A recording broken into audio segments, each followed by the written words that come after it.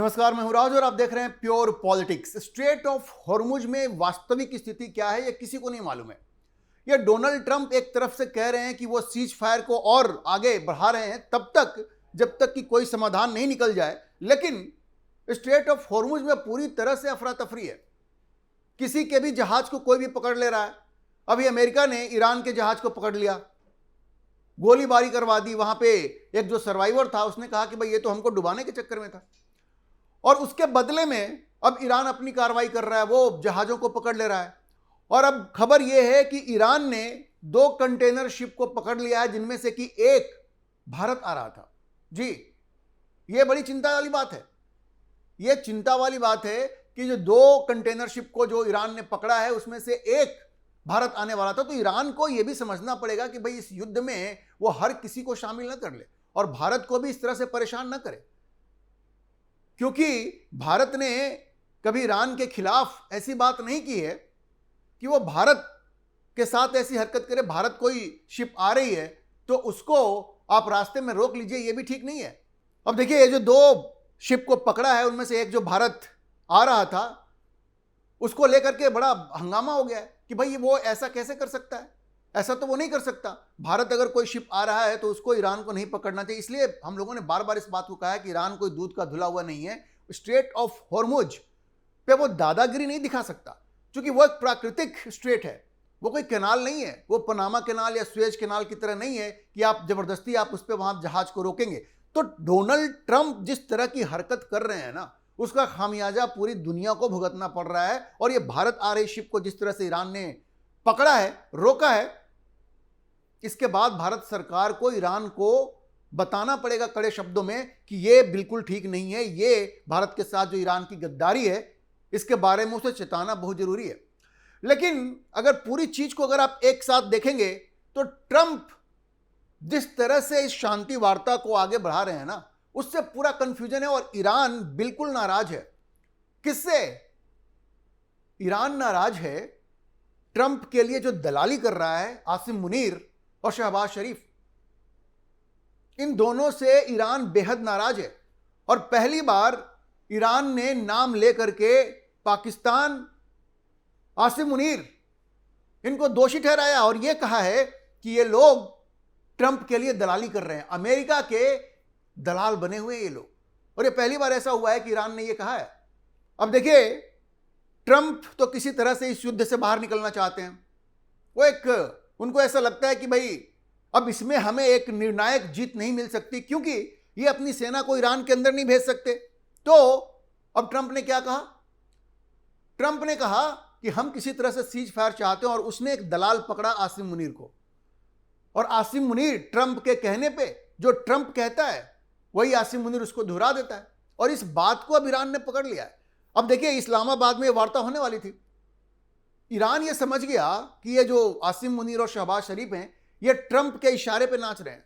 तो ईरान ने क्या कहा? ईरान ने कहा कि हम अब नहीं जाएंगे बात करने। वो इस्लामाबाद वार्ता से वॉकआउट कर गया, बोला हम नहीं जाएंगे ना, हमको नहीं जाना है। और ट्रंप अब क्या करता? ट्रंप ने कहा कि ठीक है, बातचीत तो नहीं हो रही है, लेकिन अब हम ये कर सकते हैं कि ये जो सीज फायर है इसको हम बढ़ा देते हैं। ईरान ने उसके बाद मजाक उड़ाया, बोला कि तुम कौन होते हो भाई सीज फायर बढ़ाने वाले?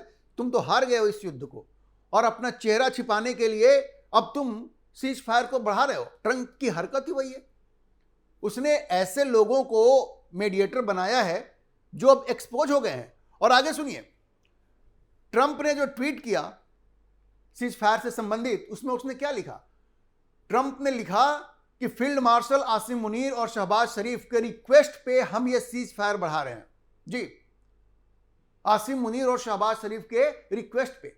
और इसी के बाद ईरान ने ऐसा लताड़ा है आसिम मुनीर को और शहबाज शरीफ को कि आप दंग रह जाएंगे। ईरान ने कहा है, कह दिया है कि भाई तुम लोग अमेरिका के लिए दलाली कर रहे हो, तुम लोग डबल गेम खेल रहे हो। अब देखिए, वहां ईरान में जो स्टेट कंट्रोल टेलीविजन है, वहां का टेलीविजन जो सरकार चलाती है, उसने एक अनप्रेसिडेंटेड, आज से पहले कभी इस तरह का डायरेक्ट अटैक पाकिस्तान पे नहीं हुआ था, लेकिन ईरान की जो स्टेट टेलीविजन है उसने पाकिस्तान का जो रोल है इस पूरे शांति वार्ता में, मीडिएटर तो पाकिस्तान को ही कहा जा रहा है ना, उस पर उसने उंगली उठाया है और ये कहा है कि ये दोगलापन है पाकिस्तान का। सोचिए, ईरान का स्टेट टेलीविजन कह रहा है कि पाकिस्तान का दोगलापन है और वो न्यूट्रल नहीं है, वो निष्पक्ष नहीं है। और जैसा मैंने आपको कहा, यह पहली बार ऐसा हुआ है कि तेहरान का जो ऑफिशियल मीडिया है, ईरान का जो ऑफिशियल मीडिया है, उसने इस तरह से खुल करके पाकिस्तान के मिलिट्री लीडरशिप को टारगेट किया है, वहां के सिविलियन लीडरशिप को टारगेट किया है। खास करके आसिम मुनीर के लिए जिस तरह के शब्दों का प्रयोग हुआ है वो अपने आप में आश्चर्यजनक है। अब देखिए, ईरान ने कहा है कि पाकिस्तान डबल गेम खेल रहा है। यह बात तो भारत भी कहता रहा है ना। पाकिस्तान को दलाल तो कह ही दिया। आप याद कीजिए, डॉक्टर जयशंकर ने भी दलाल ही कहा था। तो भारत में कांग्रेस और दूसरे लोगों को, राहुल गांधी के चमचे बेलचों को बड़ी मिर्ची लग गई थी। लेकिन अब तो ईरान भी यही बात कह रहा है कि भाई तुम डबल गेम खेल रहे हो। और यह आरोप लगाया, ईरान ने आरोप लगाया है कि इस्लामाबाद खुल करके अमेरिका के साथ मिल गया है और तेहरान के साथ तो वो सिर्फ दिखावा कर रहा है। तेहरान के साथ वो दिखा रहा है कि हमारे नजदीकी संबंध है, लेकिन पाकिस्तान और आसिम मुनीर अमेरिका के इशारे पे नाच रहे हैं। ये कहना है ईरान का, ये कहना है ईरान का, क्योंकि ईरान, ये देखिए, ये डबल गेम तो पाकिस्तान खेल ही रहा था ना। वो ईरान के पक्ष में तो कभी रहा नहीं। आप याद कीजिए, सऊदी अरब उसने 13,000 सेना भेजी है। 13,000 अपनी सेना पाकिस्तान ने सऊदी अरब भेजी है। काहे के लिए? कि ईरान को धमकाने के लिए कि अब तुम सऊदी अरब पे हमला नहीं करोगे। उसके फाइटर एयरक्राफ्ट भी वहां गए हैं सऊदी अरब में। तो ईरान तो ये सब कुछ देख रहा है ना। तो पाकिस्तान पूरी तरह से एक्सपोज हो गया है। ईरान समझ गया है कि पाकिस्तान उसके ऊपर दबाव बनाने का काम कर रहा है कि वो अब सऊदी अरब पे हमला ना करे। और दूसरी तरफ ट्रंप के इशारे पे नाच रहा है, क्योंकि उसको अमेरिका से पैसे चाहिए। ये IMF, वर्ल्ड बैंक उसको तब तक पैसा नहीं देंगे जब तक ये अमेरिका नहीं कहेगा। और जिस तरह से 3.5 बिलियन US$ UAE ने वापस ले लिया है, उसके बाद से पाकिस्तान की आर्थिक स्थिति तो बहुत खराब है, बहुत ही खराब है। और ईरान इस बात को समझता है कि ये तो अपना मतलब निकालने के चक्कर में लगा हुआ है और हमें बलि का बकरा बना देगा। अब देखिए, ईरान के स्टेट टेलीविजन का ये कहना है कि जिस तरह से ये शांति वार्ता पाकिस्तान करवा रहा है, उसमें इस तरह का मैसेजिंग हो रहा है, मतलब जिस तरह का संदेश आसिम मुनीर ट्रंप को पहुंचा रहा है, वो एक तो प्रीमैच्योर होता है। मतलब कुछ दोनों के बीच में डिस्कशन हो रही है, वो पहले ही जाके ट्रंप को बता देता है, क्योंकि वो तो चमचा है ना भाई। और गलत चीजें भी वो जाकर के ट्रंप को बता देता है।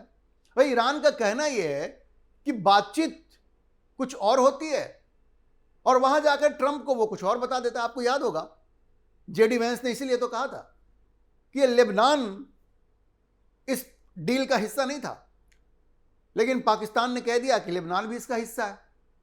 तो ये दोनों को, मतलब एक बात वो करता है ईरान से, लेकिन वो बात जाकर ट्रंप को नहीं बताता है, अपनी मर्जी से चेंज करके ट्रंप को बता देता है। और यही आरोप अब ईरान ने लगाया है कि यह मिसलीडिंग कम्युनिकेशन हो रहा है, दिग्भ्रमित करने वाला संदेश पाकिस्तान ट्रंप को पहुंचा रहा है। यह कहना है ईरान का। तो पाकिस्तान को तो बिल्कुल नंगा कर दिया उसने और यह कह दिया है कि तुम दलाल हो, डबल गेम खेल रहे हो। और सोचिए पाकिस्तान की कितनी बड़ी बेइज्जती है। पाकिस्तान में इस बात की मांग उठ रही है कि आसिम मुनीर और शहबाज शरीफ को नोबेल पुरस्कार मिलना चाहिए, क्योंकि वो शांति समझौता करवा रहे हैं। किस तरह का शांति समझौता करा रहे हैं भाई? ये भिखारी देश है, इसको पैसा चाहिए और किसी भी तरह से पैसा चाहिए।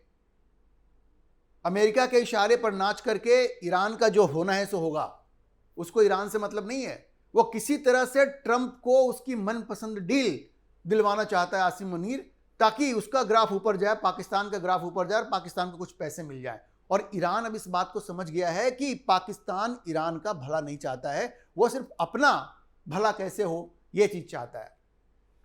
अच्छा, ईरान ने यह भी कहा है कि पाकिस्तान जिस तरह से इस पूरे प्रोसेस को हैंडल कर रहा है, उसमें उसने ईरान को बिल्कुल साइडलाइन कर दिया है और सिर्फ अमेरिका की परवाह उसको है।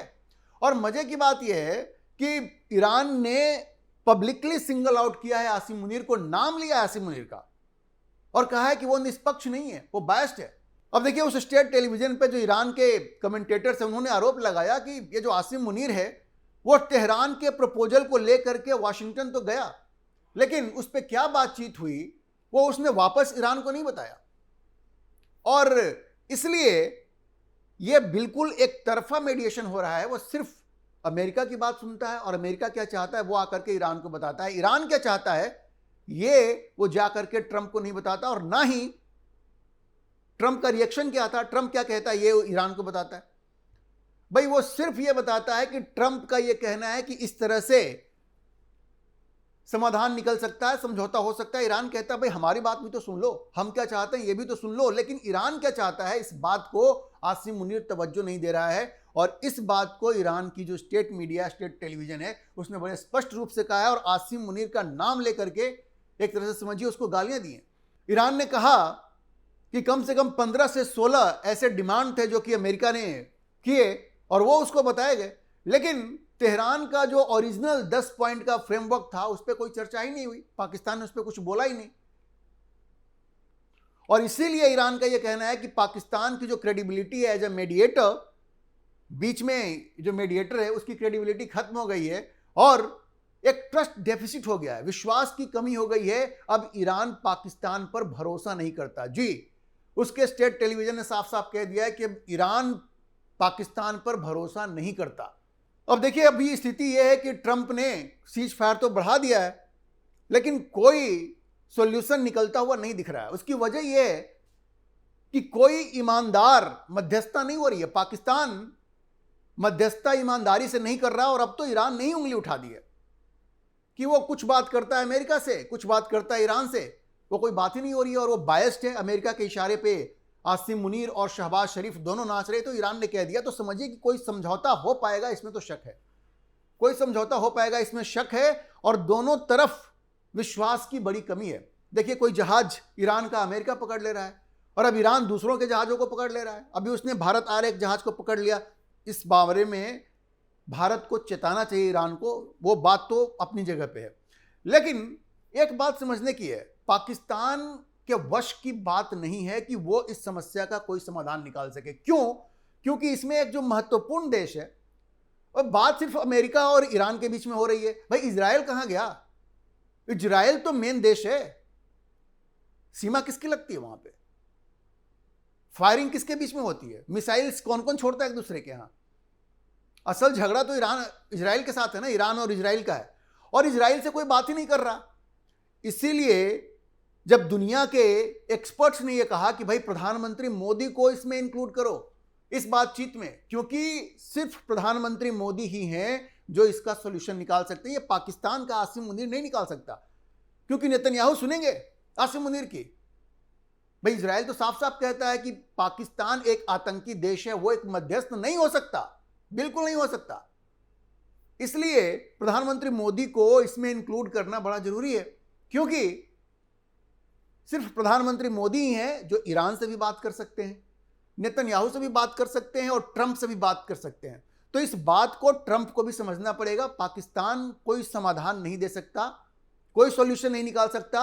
जितनी जल्दी वो प्रधानमंत्री मोदी की शरण में आएंगे, 2 बार तो वैसे बातचीत कर चुके हैं, लेकिन अब उनको एक बार फिर से प्रधानमंत्री मोदी को फोन करना पड़ेगा और उनसे मिन्नत करनी पड़ेगी कि भाई आप कोई समाधान निकालिए, क्योंकि प्रधानमंत्री मोदी ही तीनों पक्षों से बात कर सकते हैं। जब तक आप इजराइल को ऑन बोर्ड नहीं लाएंगे, इसका कोई फाइनल सॉल्यूशन नहीं निकलेगा। इसको कोई कैसे नजरअंदाज कर सकता है? लेकिन ट्रंप जितना सन की व्यक्ति है, वो सिर्फ आसिम मुनीर करता रहता है। और अब तो ईरान ने खुल करके मुनीर को गाली दे दी है, खुल के गाली दी है। तो आप समझिए कि वक्त आ गया है जब प्रधानमंत्री मोदी को इसमें इंक्लूड करना पड़ेगा उनको, और प्रधानमंत्री मोदी को यह जिम्मेवारी देनी पड़ेगी कि आप कोई समाधान निकालें। चूंकि उनके रिश्ते तीनों पक्षों से ठीक हैं, इसलिए प्रधानमंत्री मोदी ही इसका कोई सॉल्यूशन निकाल सकते हैं। तो अब देखना है कि कितनी जल्दी यह बात ट्रंप को समझ में आ जाती है, क्योंकि समाधान तो तभी निकलेगा। अभी के लिए इतना ही। हम इस खबर पर नजर बनाए रखेंगे और आपको अपडेट करते रहेंगे। इस विषय पर आप क्या सोचते हैं, अपनी राय कमेंट बॉक्स में जरूर लिखें, और अगर आपको ये वीडियो पसंद आया हो तो आप इसे लाइक करें, शेयर करें और हमारे चैनल को सब्सक्राइब जरूर करें।